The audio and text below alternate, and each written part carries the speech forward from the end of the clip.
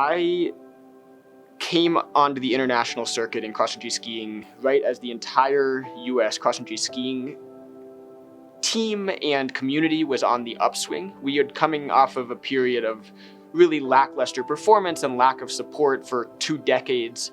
And we as a team had this goal of winning another medal. And we thought that it could be gold. We thought that we could be one of the best cross-country ski teams in the world. And this vision was really led by one of my female teammates, Kikkan Randall. She had been on the team for a decade, and she'd been through the period in the 2000s. And all of a sudden, she was the best sprinter in the world starting in 2012. And she won the Sprint Overall World Cup Globe, and she won it again in 2013. And in 2014, she had the same result. And we all thought that she was going to break through and win, not only win a medal, but win a gold medal, be the first medal ever for US women's cross-country skiing and the first gold medal ever for US cross-country skiing. She was the favorite going into the sprint in Sochi in 2014.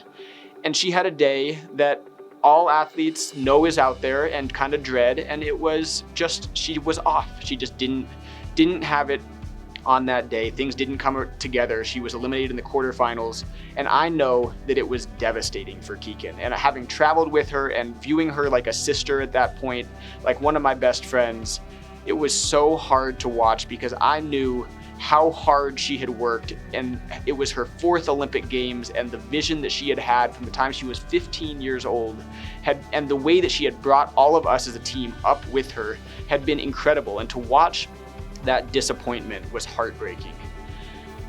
And Kikkan took some time away from the sport to have a child in between the 2014 and 2018 Olympics, and we all missed her dearly. And when she came back, she seemed to be in the sport for a different reason. She was there because she loved it. She wanted to be there. She was so positive. It seemed like that the disappointment from Sochi was not around at all. It was a struggle, of course, to give back after so much time off, and yet her professionalism was inspiring. And the other thing was that our other teammate, Jessie Diggins, who is almost 10 years younger than Kikkan, had been on the upswing. And Jessie was more or less a product of Kikkan's ability to bring the team with her. Kikkan had been a role model for Jessie and had really shown Jessie the belief that we as a country can be best in the world. And Jessie had taken this to heart and was showing it and was having some of the best results that the US had ever had. And going into the 2018 Olympics, Jessie was on a roll. She was having the season of her life, and in the first 4 races at the Olympics, she wasn't worse than 7th place, but she didn't quite get that medal.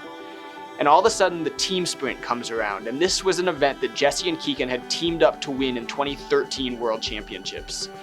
And they went out and they put together the race of their lives, and they did what all of us knew they could do, and they won gold at the Olympics. First gold medal ever for this country, and first medal ever for US women's cross-country skiing.